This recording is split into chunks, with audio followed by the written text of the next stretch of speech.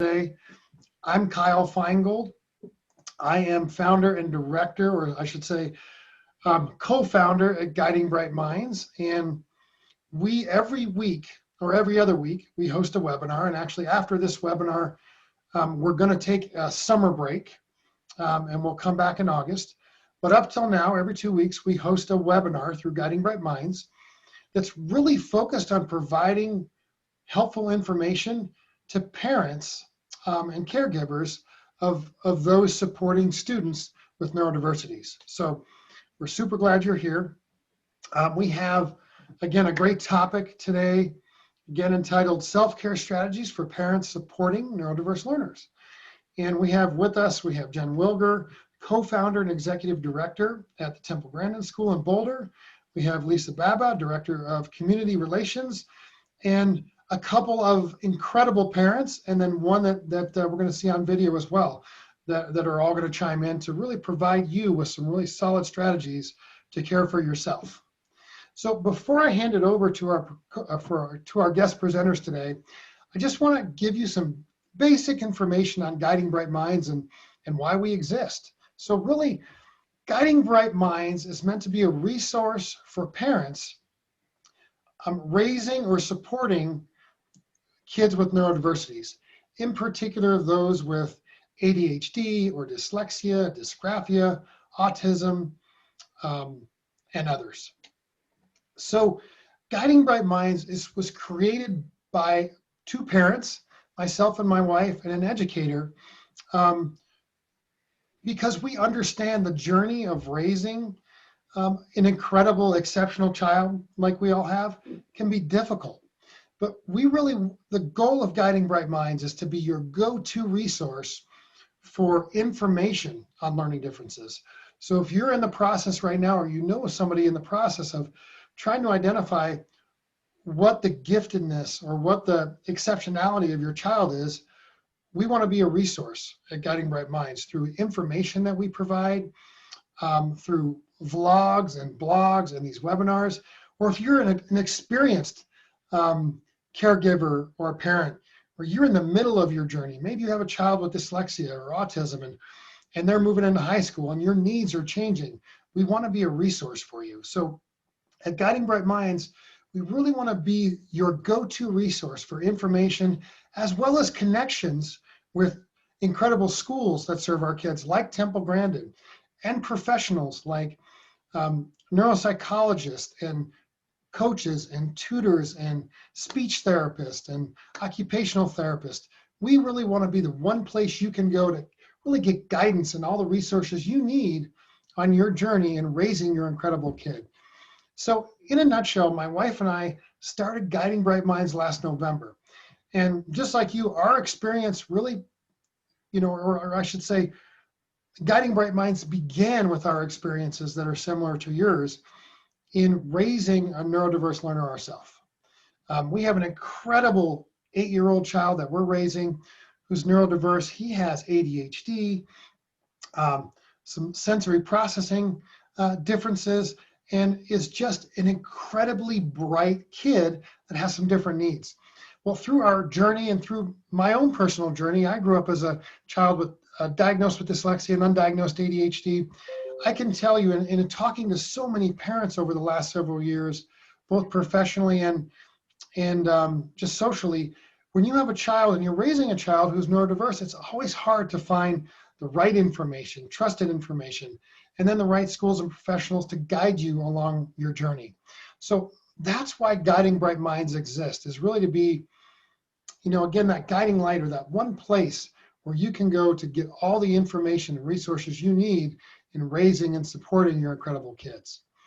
So today we're going to talk about self-care strategies. And as I mentioned at the beginning, one of the things that we do at Guiding Bright Minds is every 2 weeks we provide a free webinar with incredible resources and tools for you to really help guide you in different areas of your life raising your neurodiverse child.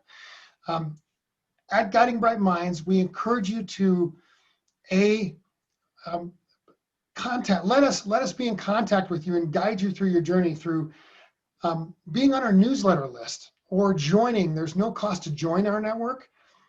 Joining our network so you can get real-time information about all the resources and vlogs that we post, all of our webinars, and then the professionals that continue to join our network and join together in supporting your incredible kids. So we hope you'll take the time to visit guidingbrightminds.com. I will post those in the chat here momentarily, our link to Guiding Bright Minds, a quick link so you can join. Again, there's no cost to join. And if you just want to keep in touch with us through a newsletter, you'll have an opportunity to do that as well. So again, kind of circling back around to our presentation today, we, again, presented by Guiding Bright Minds, we are here for self-care strategies for parents supporting neurodiverse learners. And we have incredible presenters today, starting with Jennifer Wilger, or Jen Wilger. Jen is a co-founder and executive director of the Temple Grandin School in Boulder, Colorado. Jen is the parent of a young adult son with Asperger's syndrome, a proud member of Temple Grandin School's first graduating class, who's now pursuing his Master's of Divinity degree at Seattle Pacific University. That's pretty incredible. Since 1998, Jen's been devoted, or has devoted, intense time and study to understanding neurodiverse learning styles, and was excited to contribute to founding the Temple Grandin School in Boulder, Colorado in 2011. Jennifer's passion for creating dynamic, supportive learning communities spans a wide variety of ages and settings, from preschool to high school.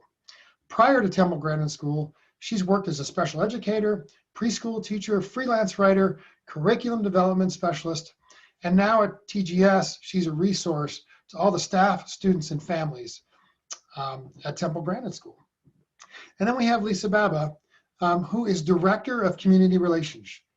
She's passionate about neurodiverse people, understanding and embracing who they are, including expressing their unique abilities and interests in the world.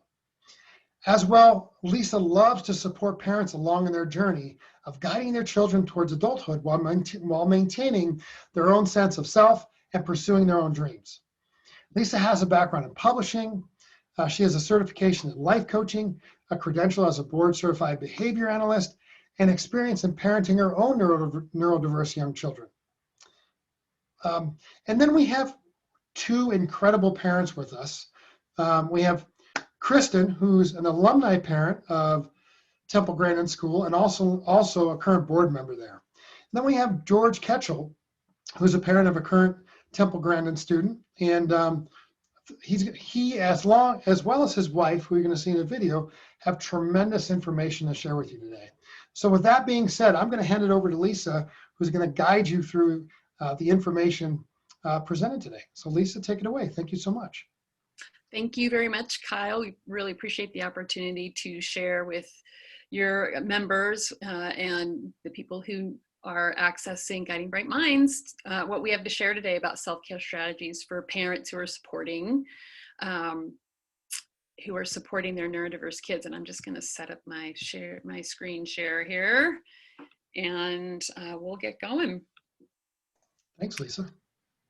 All right, so as Kyle said, we are going to be talking today about self-care strategies for parents of neurodiverse learners, parents who are supporting neurodiverse learners of all kinds.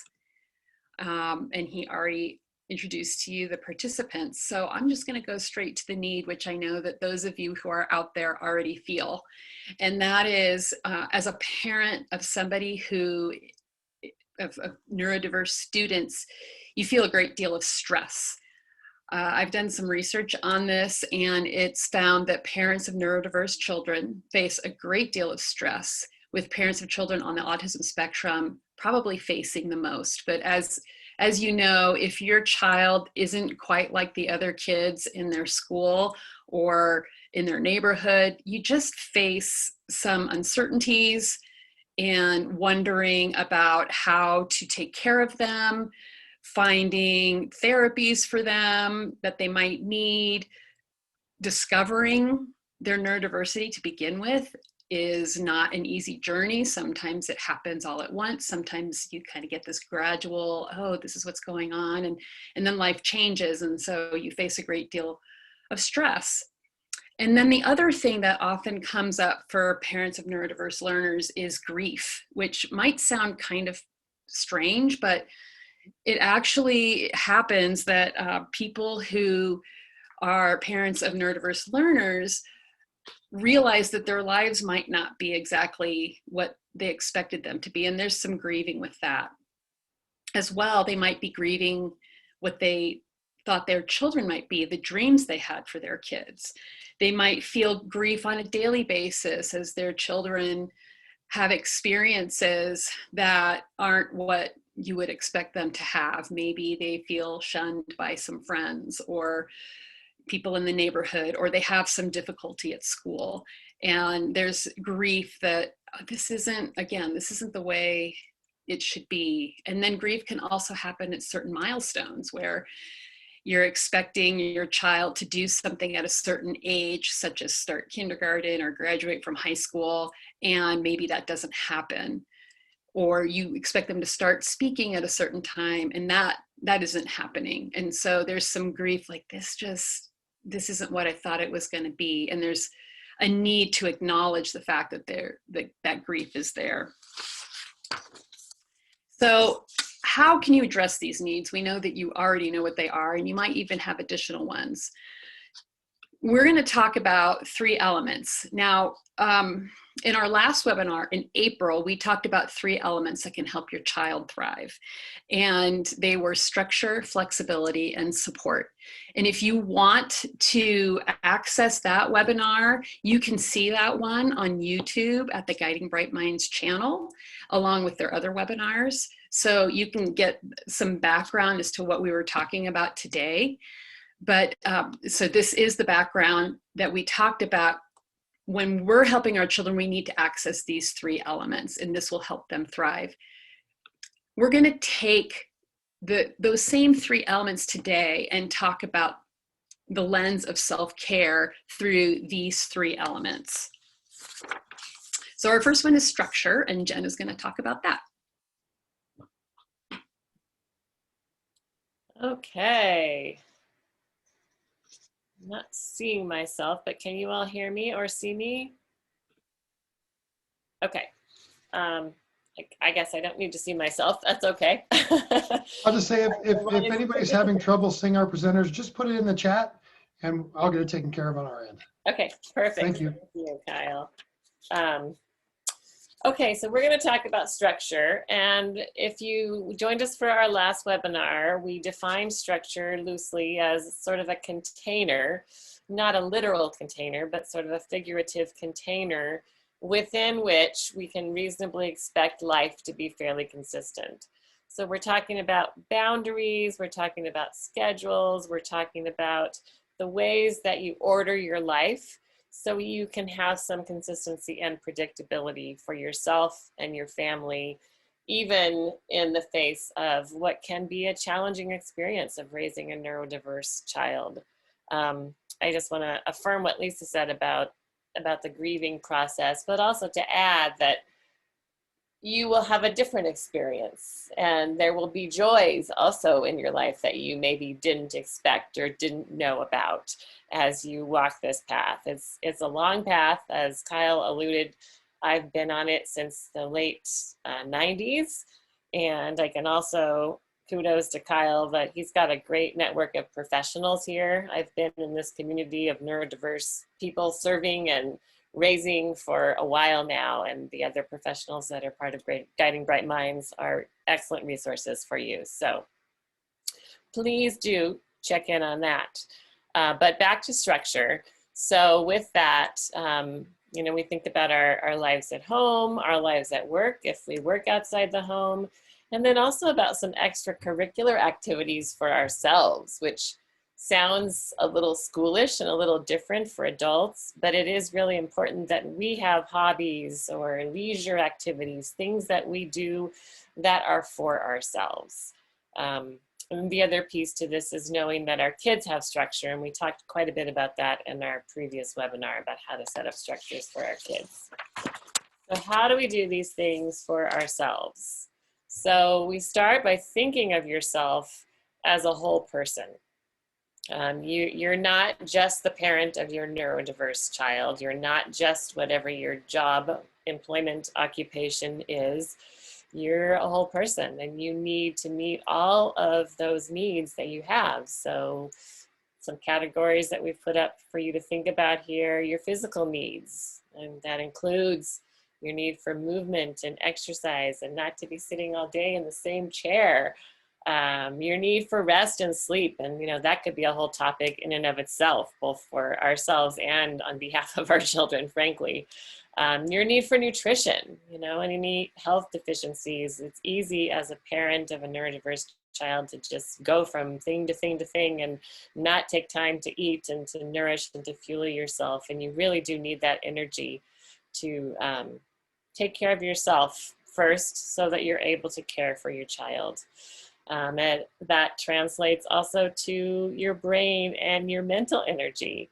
So with that, we can draw some of that from our work. And I want to just recognize that work is not equal for everyone. Some of us we work for a lot of different reasons. We work to make an income for our families. We work to do something that makes a difference in the world. We work to learn things. There's lots of different ways of working, amounts of time that are working, and how high on your priority list is the work that you do. So that's something to think about as you look at your own work-life balance. If your work is not your passion, that's okay. And if it's not your passion, it absolutely should not be taking all of your mental energy. Saving some of that for your child and your family, and as we're talking today, for yourself. And then those hobbies that are meaningful and interesting to you can also be a part of the mental side. Emotional, your tribe and your support. We'll talk a little bit more about that a little further on into the session today. And then your spirit. So anything, mindfulness, being part of a faith community, individual practices that feed your heart and your spirit. We need all of these things. Okay, so in order to kind of get a handle on what those things look like for you, I have a little exercise that I'm not going to ask you to do right now, but I want to talk a little bit about values. And how you approach self-care is really tied to your own personal values and knowing those for yourself and then living by them. And we do a lot of this work with our students here at Temple Grandin School. We talk with them about their identities and what matters and how they want to be seen in the world. We can do that for ourselves as well. We want to know who we are, what we believe, and then live by that. So if you click on the link, and maybe Lisa, can you click on it for just a second to show them that it is actually live and it takes you somewhere? You should be able to click on just that, create goals based on your values. And for those attending today, we will go ahead and send this out to you Right. following the presentation, and you'll have the ability to follow the link yourself as well. Right. Is that working? My screen is on it, and it's not. I think I'd have to screen share this. Okay. Well, it's not necessary. I did check it to make sure that it's live. But basically, what that will walk you through is just a 10-minute. And it really, you don't want to overthink it. You don't want to spend a ton of time on it. But it's just a 10-minute exercise. There's the link that it will take you to right there. That helps you walk through identifying your values. So it will pop you up to a list of over 100 values to choose from, because what those values are is very dependent on who you are and your lived experience. So from abundance to zeal and everything in between, you'll have a list of over 100 values. And you're going to go through that list and just mark, circle anything that's important to you. And it's all right if you end up with 20, 30, 50. Just don't think too hard. Pick the ones that are important to you. And then the next step is to group them in a way that makes sense, and to no more than 5 groupings. Out of those 5 groupings, then you're going to choose a key value for each group that kind of pops out as an organizing value that kind of guides each group, and then pick that value and add a verb to it. So you can put it into action. So for me, myself, I don't know if you can see that or not, because I can't see what you're seeing, but I have understanding, belonging, creativity, making a difference, and joy were my overarching categories. And then I put a verb to it. So understanding turns into seek to understand. Belonging turns into foster belonging. Creativity turned into create new possibilities. Make a lasting difference. And then joy turned into in all things be joyful. So it's just a quick little thing, and I have it on a little tiny piece of paper that I keep posted over my desk to remind me of my values. And it's an easy thing that you guys can do yourself. It takes literally 10, 15 minutes. So I would encourage you after we get off this webinar to take a few minutes to follow that link and do that. Lisa, maybe you could even put the link in the chat. That might work. So then the other piece that I had to share with you after values was around schedule and using your time, creating a structure, kind of following out of your values to create a schedule and a structure that supports your values and your goals and what's important to you. So the next little thing that I have to share with you is this thing that's called the EISENHOWER matrix. And you can go online and Google it and you'll find 100 different colorful representations of it. But basically it helps you to think about what's urgent versus what's important. And those two words may sound the same, but they're actually not. Urgent is more of a time-sensitive continuum, and important is more a values and goals continuum. So you can divide everything that you're trying to juggle, and it's a lot when you're parenting a neurodiverse child, into these quadrants of urgent and important. So those are things like deadlines, if there's a crisis, if there's an emergency, when you have to drop everything and attend right now.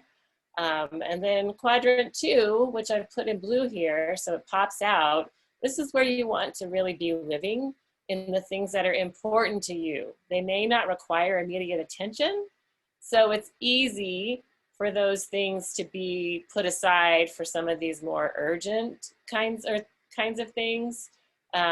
But those are things like your parenting, your relationship with your spouse or partner, your relationship with other family members and friends, your goals, your values, your self-care, your recreation, things that you're doing to sustain yourself are in this quadrant 2, and you want to be living there as much as you can. Quadrant 3 are things that are urgent but not important. So, you know, a text message that you need to respond to, not super important, you can do it and get it done. Emails, sometimes calls and meetings go in this quadrant. And then in the last quadrant, those are things that are not important or urgent, but they're the things that we can go down the rabbit hole and spend way too much time on, things like social media.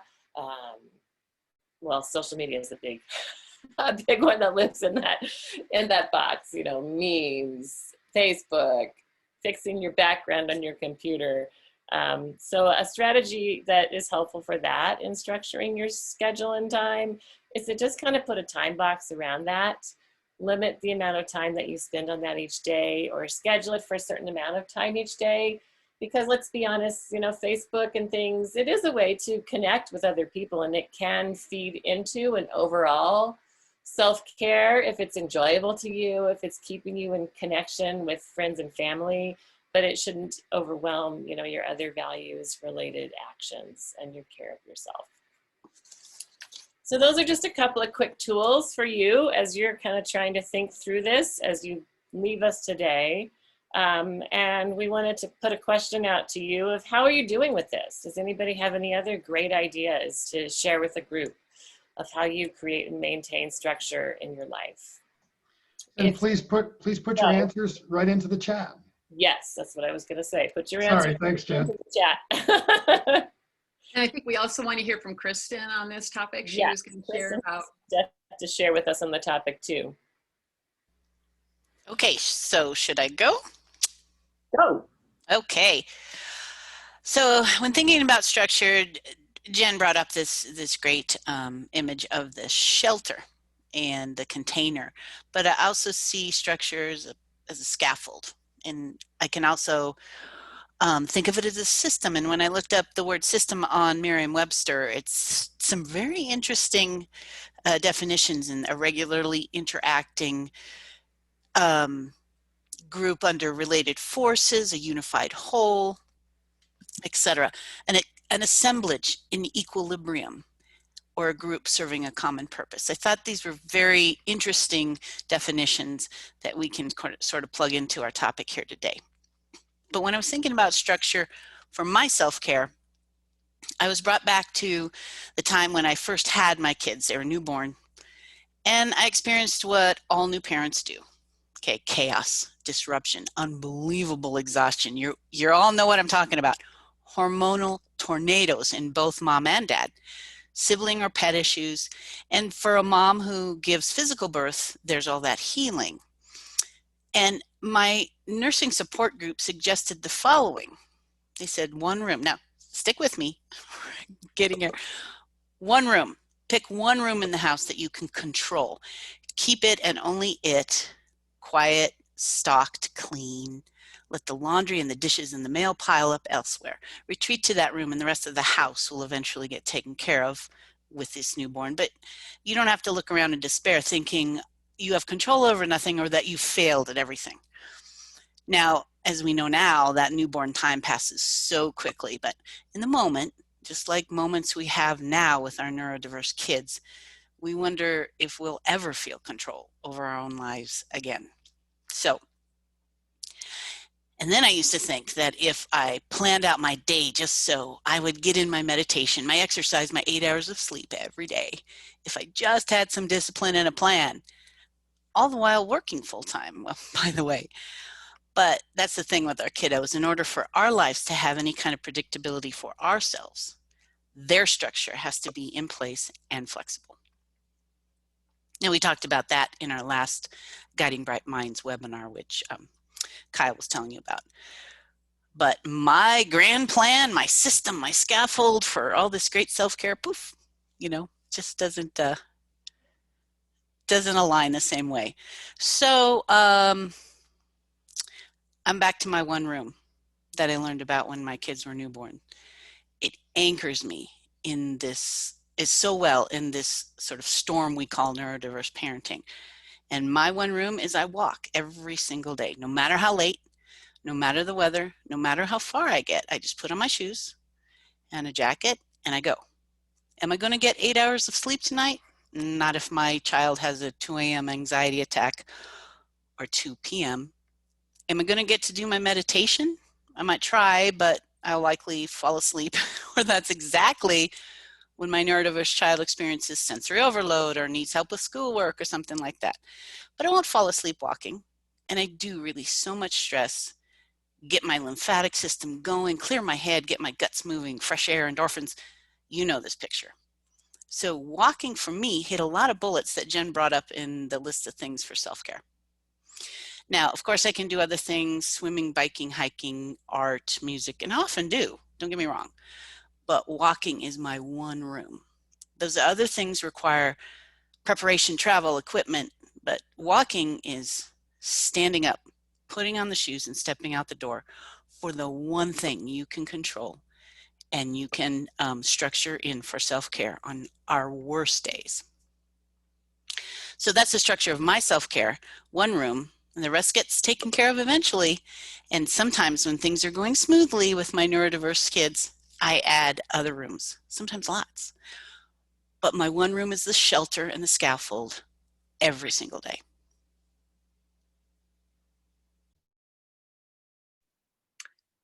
Thank you, Kristen, for sharing that. That was really great. And that talks about some flexibility that we're going to be getting into in a minute. But I just want to say thank you too for the people who are putting stuff in the chat.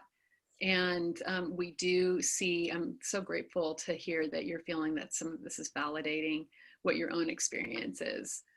Jen put the links into also for the exercise that she's doing. So So Kristen gave a great segue, actually, talking about structure and also flexibility within it. And we're going to talk a little bit more about flexibility and that element and how that can help us thrive.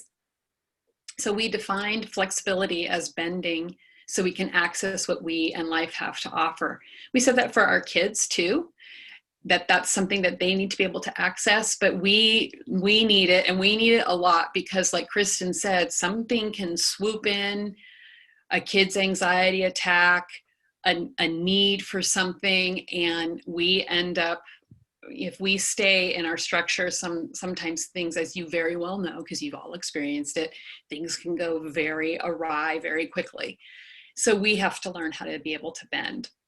And what I'm going to share with you comes from acceptance and commitment therapy, comes from people such as Stephen Hayes, who started the whole acceptance and commitment therapy.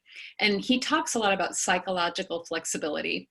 Now, the values and goals that Jen talked about earlier also have to do with acceptance and commitment therapy, but these first 4 elements of it are things that are a little bit more on the flexibility side, whereas the values and the goals are a little bit more on the structure side.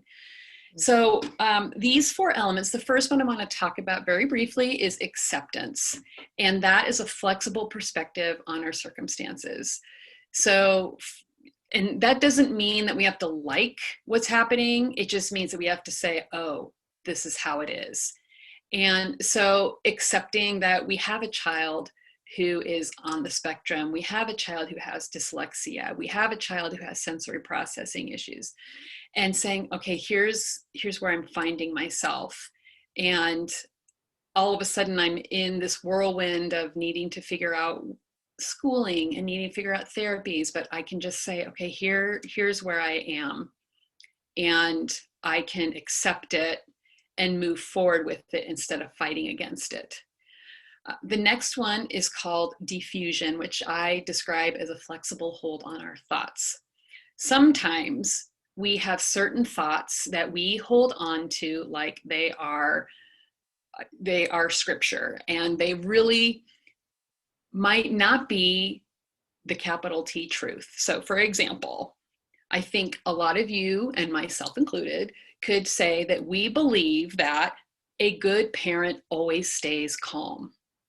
That is a thought that a lot of us have, and we feel then when our child wakes us up in the middle of the night with that anxiety, or our kids are fighting, or we find out that our kid was bullied at school, we start to feel agitated, and we can't stay calm, but we try to stay calm, and then we can't, and we blow up, and then we feel really badly because we feel like, oh my goodness, a good parent always stays calm and I didn't stay calm.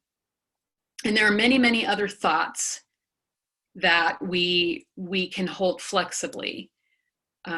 So like, this feels like it's going to last forever. Well, is that true or is it not? Life changes. So can we maybe hold our thoughts a little bit more flexibly? Do good parents always stay calm? Not always. Sometimes we blow up, and that's okay. We're still good parents. So that's another way we can take care of ourselves. Present moment is a flexible perspective regarding our time. A lot of the times we will end up as people living in the past. Oh, I should have done this. Oh, I regret that. Oh, I wish this other thing had happened. Or living in the future, worrying, is this going to happen? Is our kid going to be okay? Will they ever live independently? Will I get to do the job that I love to do, like Jen was talking about before? And those are all valid thoughts, but those are taking us outside of this present moment.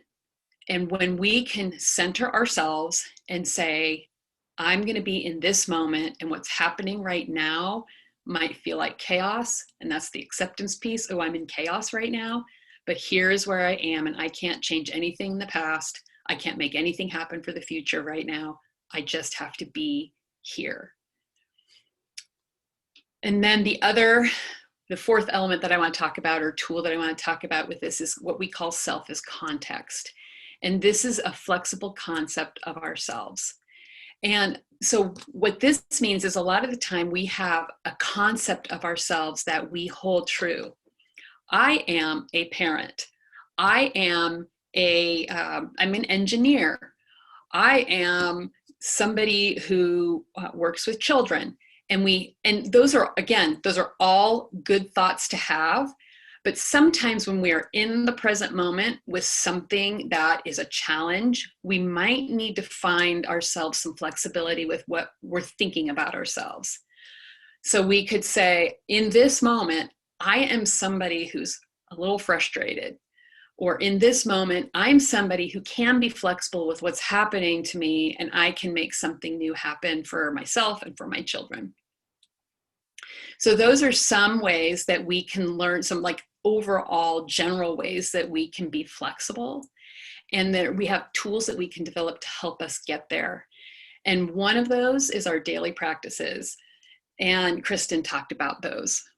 Sometimes it's meditation, sometimes it's taking that walk, sometimes it's having some kind of reading practice, or maybe it's a daily connection with a friend or a spouse, just anything that is maybe even a mindful practice that keeps us in the present moment.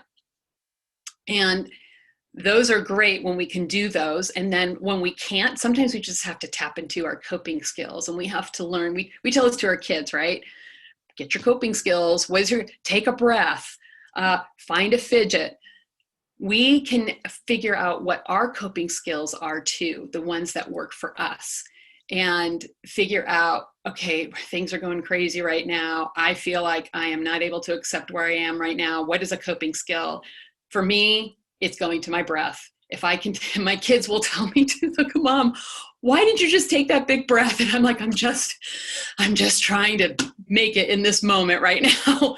So our kids, we'll tell our kids, we'll cue them to do their coping skills. Now our kids can start telling us to cue us to do our coping skills too. So just figuring out and playing with those things and seeing what works for us. Another thing for me, for example, a daily practice that I've learned, I have to exercise. If I do not exercise, I am not happy. I do not rest well. All those other things aren't on board. So figuring out, I really love what Kristen said about having that one thing, that one room that we can go to that we know is really important and helps us stay flexible. So Beverly Ketchell is one of our parents, married to George, who was with us today. Beverly was not able to be with us today, but she really wanted to speak to flexibility, so she made a little video, and I'm hoping that everybody can see this. So I'm going to share this with you now, what her thoughts and feelings were about flexibility. And let me know if this is working. Kyle, maybe you can cue me and let me know if this is working okay.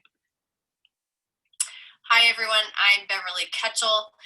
Sorry I couldn't be with you all today as we talk about self-care for parents. Lisa had asked me to put together a quick reflection maybe regarding flexibility. There's two real quick key concepts that have been real crucial for George and I dealing with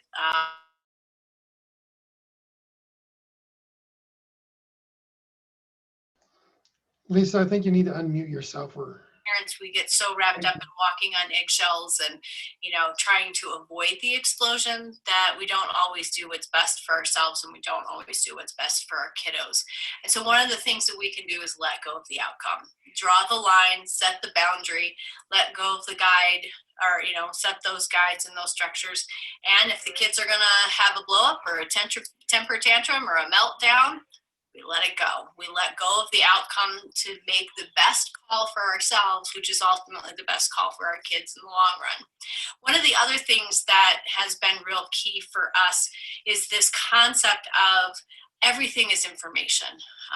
When we jumped in to get some help, and support for our family, they reminded us that, you can try something, and it can fail miserably, but you're still walking away with key information. Okay, this doesn't work, or, I could have done this better. it's never a situation of fail or success. It comes down to this idea of everything that we do is a step to gaining more information about what our kids need and what we need. And so that was really empowering as a parent, because we can get really run down and really tired and really overwhelmed by, oh, I didn't do that well, or, you know, how could I have done that better? I failed my kid because it's ended in a failed situation. But if you can go at every single thing that you do 100% and go, no matter whether the thing is a success or a failure for our kids, we are always gaining new information, which helps every next situation be that much more helpful in the long run. And that gave me a tremendous amount of peace, allowed me to stop beating up on myself and focusing on what I need and what my kid needs. So I hope that helps, and have a great rest of your webinar.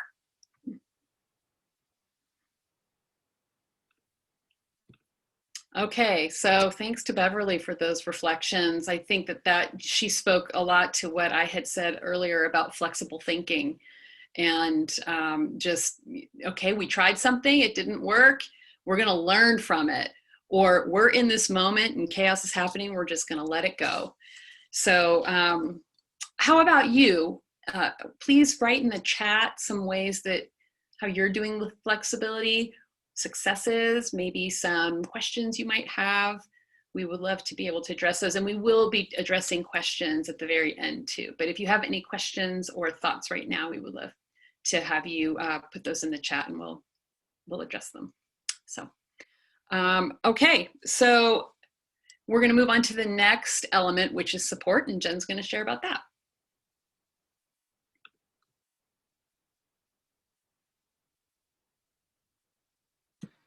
Third element, I'm now unmuted.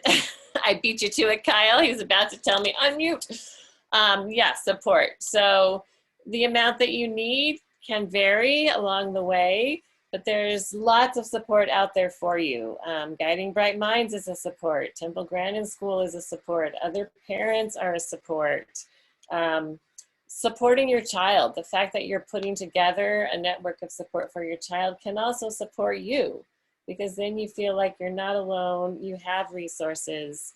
A tribe is one way of looking at it. For me, I used to refer to it as a village. We had Micah's Village, and Lisa and I have been connected for a long time personally as well as professionally, and she was part of Micah's Village in the time that we were first learning about the Asperger diagnosis. And one thing to keep in mind about your tribe or your village is that it will change over time. So don't expect necessarily that the people you have around you supporting you in this moment, at this point of your journey, are necessarily going to be with you the whole time. Some of them might be, especially if they're family or really close friends, but others will come in and out at various seasons of your journey. Professionals can be part of that tribe and that network. That's a little different relationship, and I think if you have trusted professionals that you're able to be with over a longer period of time, they tend to become more of an organic part versus professionals that you see briefly for sort of a diagnosis or some more information. We were really fortunate in our journey to have had a couple of professionals, an occupational therapist and a psychologist, who were with us for years and years, and they really did feel to me like part of my tribe. But we also need to remember that, you know, they are professionals and they have inputs into many clients or patients or students' lives, and so we don't want to rely on them exclusively. You need to pull together people from all aspects of your life. So your school community, especially if you can find a school that feels a good fit for your student. If your student has a teacher that resonates with your student, they can be part of your community. Social media groups, which again, I told you earlier not to go down that rabbit hole too far, but there are support groups, and especially as we've all been coming through this period of COVID and everything being online and on Zoom, that can be a great way just to kind of get started. You have a little bit of anonymity, it feels safe, you can pose your questions if you're at an early stage and really gain a lot of wisdom really quickly from that type of a community. It's also a good place to check in if you're at a point of transition in your journey. So looking for the next phase of schooling or looking for a new provider for a certain aspect of your child's neurodiversity. Social media groups are great for that, especially if they're grounded in your local area. Parents you meet at therapies sounds sort of far-fetched, but if you're going with your child to the same place every week or every couple weeks and waiting in the waiting room with the same people, chances are you've got some things in common and you could make some really neat friendships for that phase of your journey. Again, those are not necessarily going to be the ones that last forever, but when I think back on my own journey, we actually had a woman at one of our social skills groups who was trained in yoga. And so she pulled a few of us aside and we found another room within the building where we were and had a little impromptu yoga session if you were interested during that hour to hour and a half wait time in the therapy room. So you never know what will come out of the groups, the people that you meet at therapies. And then, you know, the last one is your spiritual community or your faith community. Really make an effort to, if you participate in that, be in a place that feeds you. Don't feel like you're stuck in a place that isn't feeding you. When we were in our early phase of diagnosis, we were in a faith community that was mostly feeding us as parents, but it was not working at all for our child at that age and stage. And so we ended up moving to a different church, a different community that, you know, served him better, and by virtue of serving him better, served us and our family better. So use that to fill your spirit. George, what do you have to say about that? Or generally, not necessarily faith communities in particular, although feel free to talk about that if you have some experiences. Sure. Yeah, you know, what I'm really loving about this session, webinar-wise, is the triad, is that how much all of this is interrelated. And so I always come back to all these things. And with support for me personally, but then for our family, we really found 3 particular structures. So now I'm going back to structures and stuff like that. And this is what I get excited about. It's because it's so dynamic. And it almost takes me back to the first webinar we did when we talked about the triangle. And it felt like we were all over the place. And yet it still had that context of it. So the structure for us within support really came down to three areas where we felt needs that were really unique that we had to seek out support for. And it was companionship for me personally, for my wife and I together, or solidarity. And so these were the places that we went to where we could just be without really getting that either advice or judgment or any of those kind of things. I know it's a really hard place to find that companionship. And you did a great job of listing where to look for those things. And they become obvious to us. You know that you're with people who get it or who get you, and all you want to do is just be and have those conversations.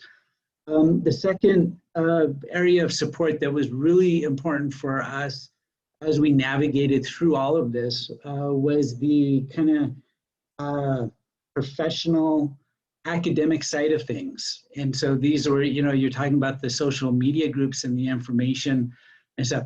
It was really important for us when we entered into our diagnosis. We got 2 kids with neurodiversity, and some of them overlap and some are just completely separate from each other.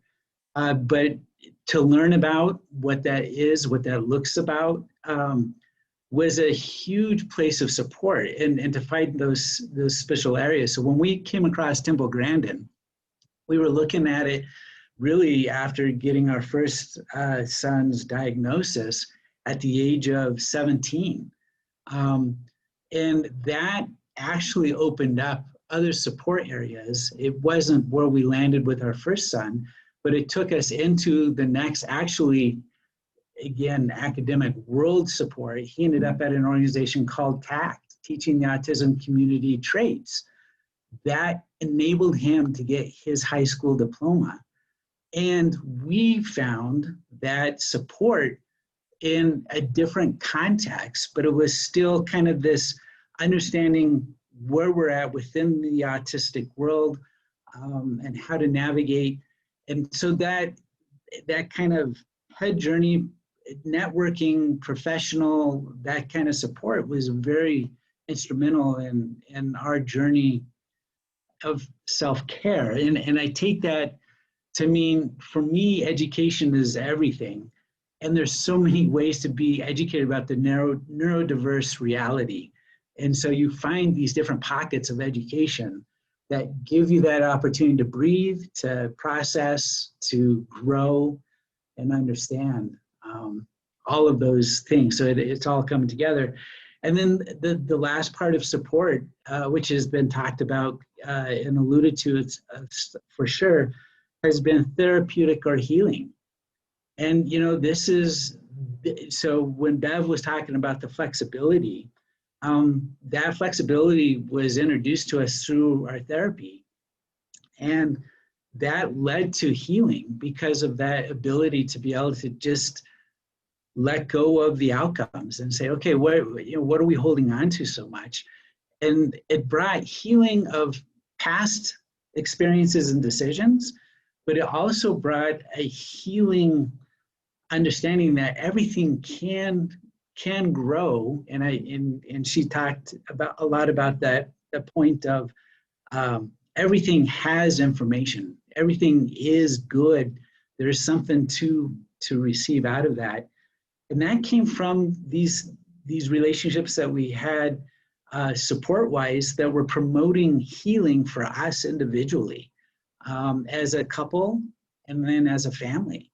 And how do you get to that healing through that structure and information? So when I think of support, I think of those intimate relationships of companionship. I definitely think of the intellectual, the academic understanding of where I am, what is this world that I find myself a part of, and then the healing. Okay, so I brought myself into this. I'm a part of this community reality with all these new things, and I have to be given that space to say, okay, what are the sadness and the joys that's a part of it, and be truthful about it. And all of those things, those support areas have enabled us to get up every day and to take on whatever the new curveball was, and we found it. But it's not linear, and that's what I love about this opportunity to say, we can identify bullet points and we can put those things out there. And the good news is it's all out there.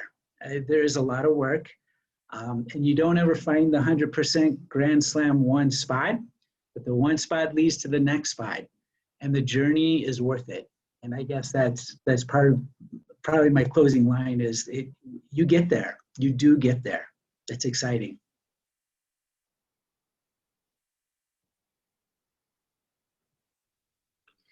Excellent. Thank you, George, for sharing that.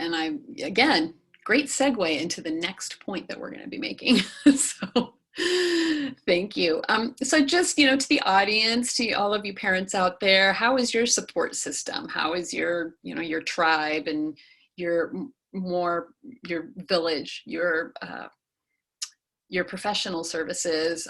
Do you have things in place for yourself that are helping you survive this journey and thrive in this journey?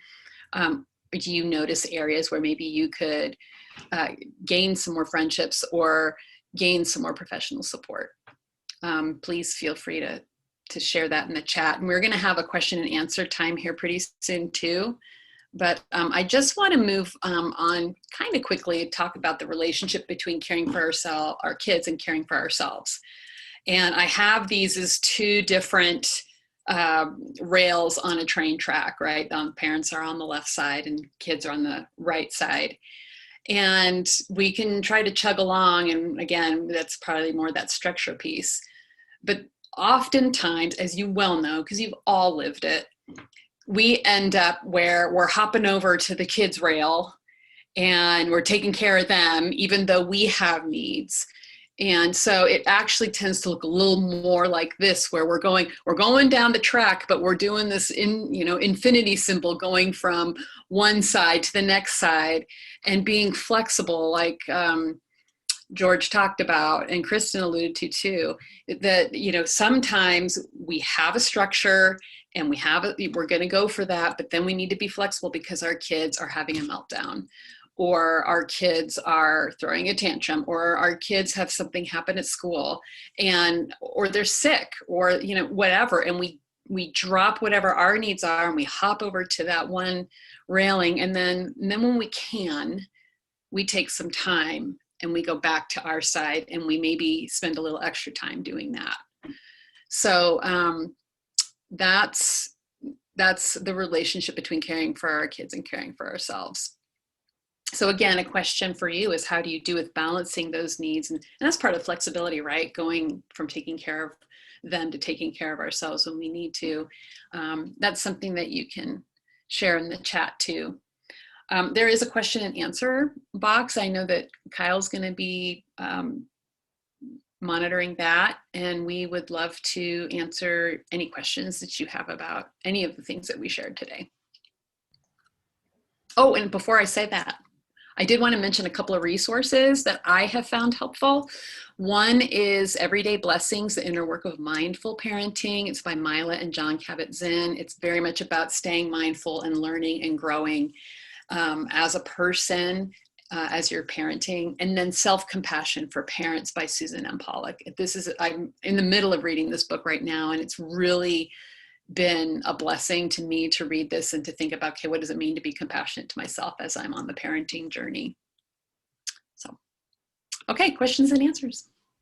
Thank you. And I did want to, I'm looking at our chat, and I just wanted to acknowledge first of all, thank you all for chiming in. And one of the last things that came in on the chat is about the cost of having a kid in a school that can provide all the supports they need, and then the testing and and other guidance, professional guidance that they may need, or services along the journey. And you're right, it can be very expensive. Fortunately, there are, from the school standpoint, there are some schools, and Jen, maybe you can speak to this for Temple Grandin, but there are some schools that do have some pretty good scholarships available that serve neurodiverse children. And then, within Guiding Bright Minds, there's a few organizations, testing organizations and counseling organizations, that actually take insurance and do sliding scales. So there is help for everybody out there. And I understand that in a lot of cases you run into things and resources that are very expensive, but please feel free to, come to Guiding Bright Minds or reach out to us directly, and we will do the best we can to point you in places to make those as affordable as absolutely possible. Let's see, do we have any questions in our, we don't have any questions in the Q&A, and it is just about 1 o'clock. So just to acknowledge a few other items in the chat. One of our chat participants said that COVID was especially difficult on their family, especially the world, and then the world opening back up. There's been a lot of discussions and processing the events of the last year, and you're absolutely right. And I'd love to get all of your comments about how does that COVID and then the opening back up and some of the challenges around opening back up, how can parents really support themselves and their kids in that? Does anybody have a thought on that? Lisa or Jen, or?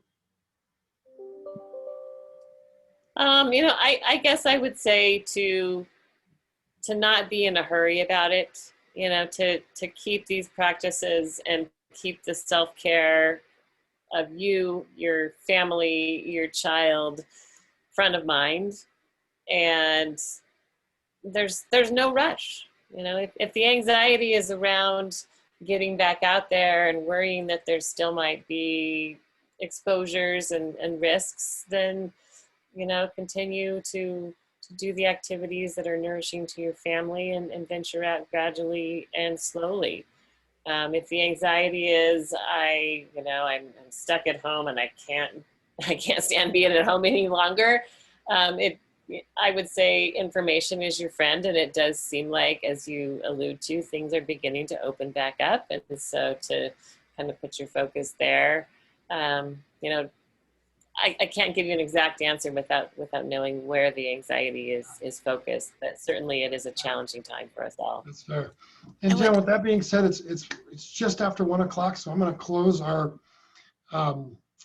webinar for today, and I just want to thank you and Lisa and Kristen and George for being back with us for round 2 of this seminar, or part 2. As you mentioned, the first part that can be viewed at the Guiding Bright Minds YouTube was all about supporting our students, our neurodiverse learners and students. And then the second one today was all about you. So it was a great way, I thought, for all of you to kind of circle back around and really talk about, you know, the 3 spheres of how to support ourselves within that structure. So thank you all so much for taking the time to be here with us today. Really appreciate it. And for everybody who joined us, thank you so much for taking the time to be with us today. And as I mentioned, we'll go ahead and send this out to you. And if this can be a resource to anybody else, please feel free to forward it on. And please know that all of us at Temple Grandin School and at Guiding Bright Minds, we're all here for you to support you along your journey. So thank you so much, everybody, for being here today. Take care.